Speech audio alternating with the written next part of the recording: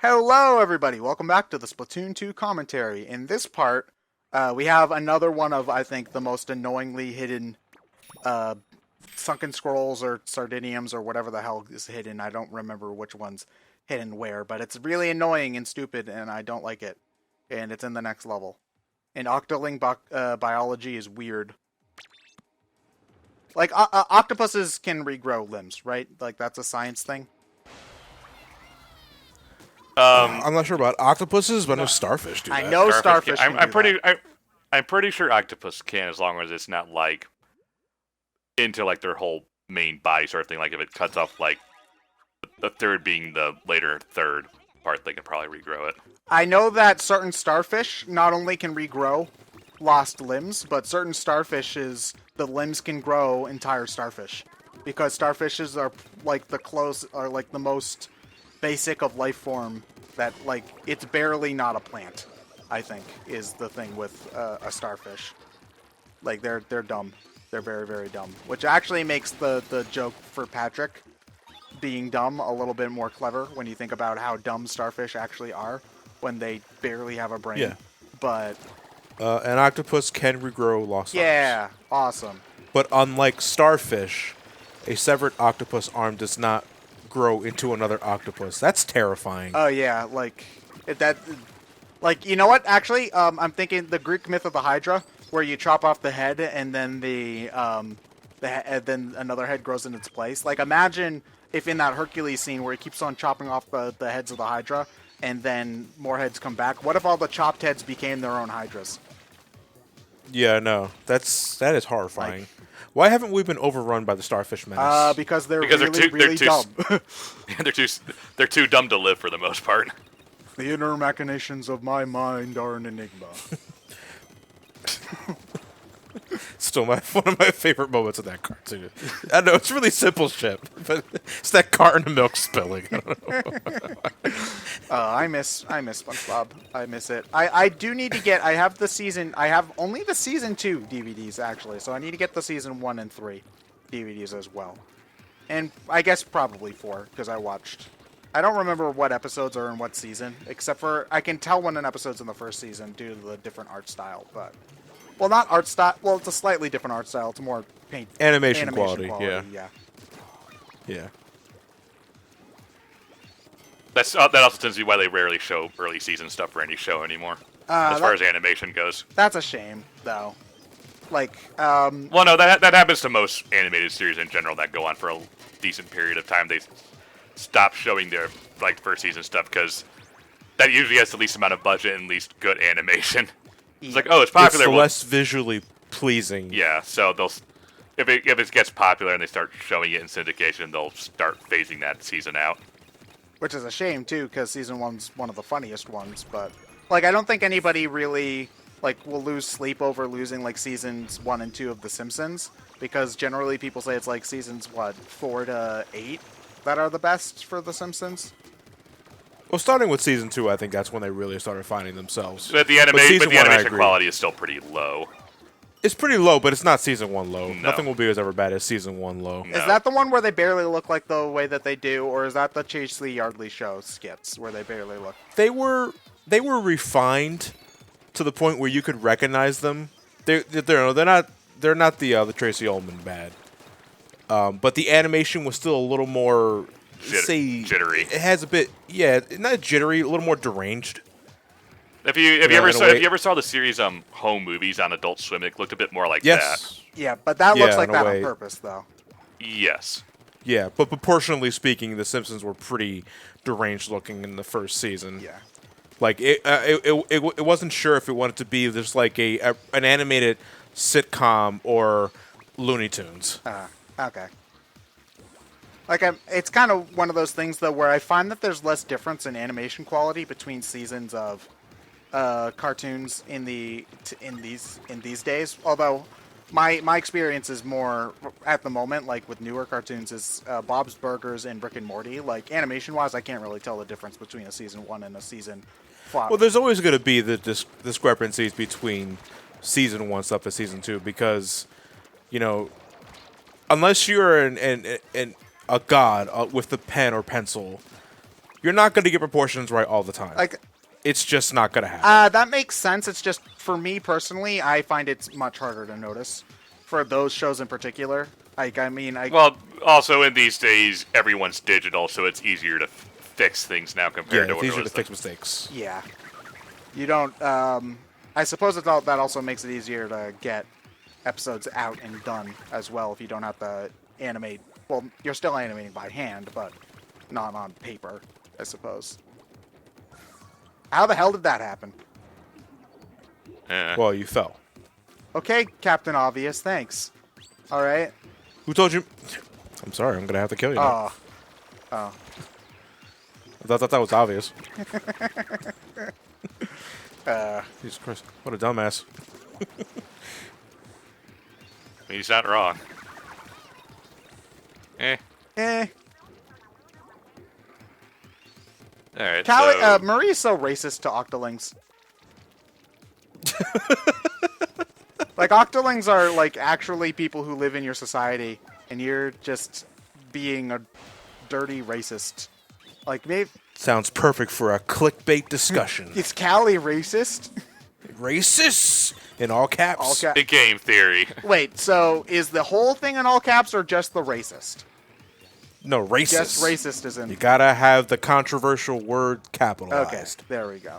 What should the thumbnail And for some be? reason, for some reason, that still won't get flagged by YouTube's new ad-friendly policy. No, it'd be perfectly fine. Oh, okay. What is the thumbnail though?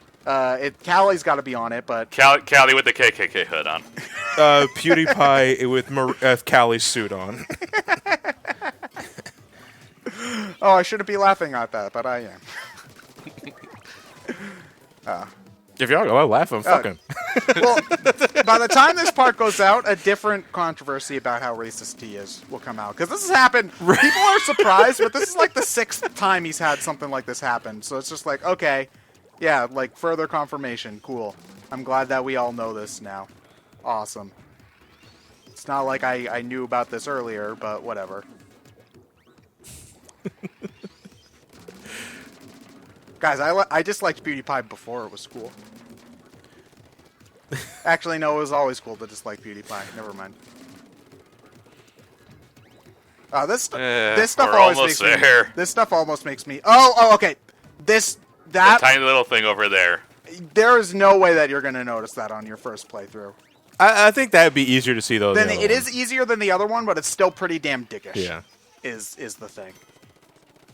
Also, they put a lot of effort into this random sunken scroll for some reason. Like, okay, it's like... This one gets its own slice of the level. Yeah, and the octo stamp there gets, like, palm trees on its head for some reason. Like, I don't get it. Like, I mean... And back to the end. Like, I mean, I wouldn't mind it if the Switch wasn't so frickin' obscure to find. It's... Yeah. I mean, okay, so this is actually kind of a weird... I like that level for the most part. And I feel like that should have been the last... I know that, again, you can do Splatoon levels in whatever order you want, so it's not a big deal. But it's number 25. There's 2 levels left and then the boss. The second to last level... the level... I love how Captain Cuttlefish sends a telegram. Yeah, that was awesome. So the level 27, the last level, is the Octolink level, which obviously should be the last one. But I feel like the level we were just in should have been placed before this one, because this one is thematically, it's in the bright sunny area with the first level's music, and I'm like, for the last stage of the game, like the last full linear stage of the game, this aesthetically doesn't really work for me. Like the last one was in like the dark, not really spooky, but like this is also a roller level which I don't think we've seen since World 3. Yeah, we haven't played this in a lot, and it's also got the Octoballs again, which I think have already had like 2 levels dedicated to them at this point. Maybe 1, I don't really remember. But it's such a bizarre stage to have be the last full stage of your game, and I think that the other one would have worked better as a last level. I think the Umbrella one would have that, or like put the Umbrella one here and put this in World 4. Yeah, 4, that would have worked. Like as your last stage, like you're introduced to this new weapon type. That would have been cool too, I think. As a hint to like, oh, we actually are researching a new weapon that's going to come out in the multiplayer in a few weeks. Yeah, that I think would have been cool. Yeah, I didn't even consider that before. And it's not even really the hardest level either, so I don't really get it.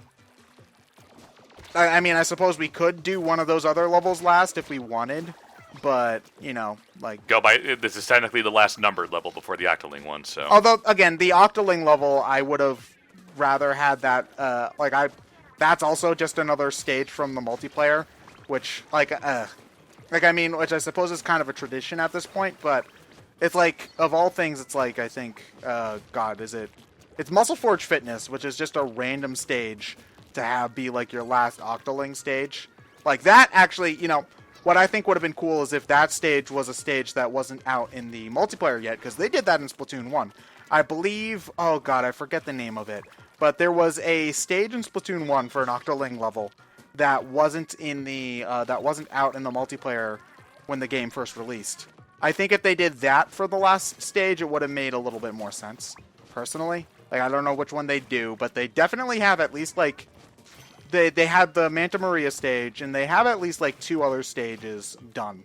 If I remember my data. What if they had used the Splatfest stage for that? Oh, that would have been cool, yeah. The Splatfest stage is interesting, because it technically changes layout every Splatfest, but if they had used those, like, one of the test layouts or something, that would have been cool as well. There's a number of things that they could have done differently for that. Which would have worked well with if they had gone with the Callie as part of the Octoling stage thing, where you're in a little Splatfest between her and Callie's team, which you're on. Yeah, and, you know, we're going to get to this when we get to the final boss next time, but you never really fight Callie herself, which is something that you would have thought that they would have done, or whatever, but, yeah. Like, I think that's one of the big things about Splatoon 2 single player. There are elements that I do think that are better, but there's a lot of missed opportunities as well. Which probably stems from its development cycle than anything else. Yeah, I don't know how much time they were allowed to put into the single player during development. Probably not much. Yeah, I would have to imagine that, like, you know, if I had to, like, I don't know how the development of this game and the original worked, but if I had to guess, they basically took assets that they had made already from the single player, and they probably tried to use those as much as possible. And, you know, they did make unique stuff whenever they needed to, but it was always their intention to try to use stuff that they already had built. So, you know, unfortunately, what that means is that the single player does kind of feel like a afterthought, which, thinking about it, is something that you can say about a lot of multiplayer shooter type games. Like, I think that's usually the big complaint about your Call of Duty is that unless you're Modern Warfare 1. Yeah. Halo, did that always ever feel like the case with the Halo games? Because I've never played those at all. Not really. Not as much early on. I hear they get a bit lazy on, like, was it 5 that's out? I recall hearing 5 was pretty safe. You know, but the sci-fi setting is already a good source of being visually more varied than what your standard FPS comes with. Yeah. Because, like, I hear people at the very least talking about the story in Halo a lot more than they talk about the story in Call of Duty. You know? More so just the first trilogy, because I don't think anyone cares about the story for 4 and 5 at this point. Not from what I've heard, no. But people were like, oh, Halo 2's cliffhanger was so epic, or... I don't think anybody said that. I think people were really pissed off. No. Halo 2's cliffhanger was infuriating. Yeah, it's just like, oh, we're gonna finish the fight. What fight? You just finished the fight. You beat the guy, didn't you? Huh? Nope. Nope. Okay. All right. We got a God of War 2 up in this bitch. Yep. You see, it's always one of those things where the second game always has this big cliffhanger, and then the resolution is never as exciting as you thought it would be. Well, to be fair, that's movies as well. Yeah, you know what? Now that I'm thinking about it, Part 2 is almost always better than Part 3. Like, the only instance I can think where it isn't is Lord of the Rings, and that's mostly just because they already knew what was going to happen in general. So, yeah. Helps when you're adapting a 70-year-old book at that point.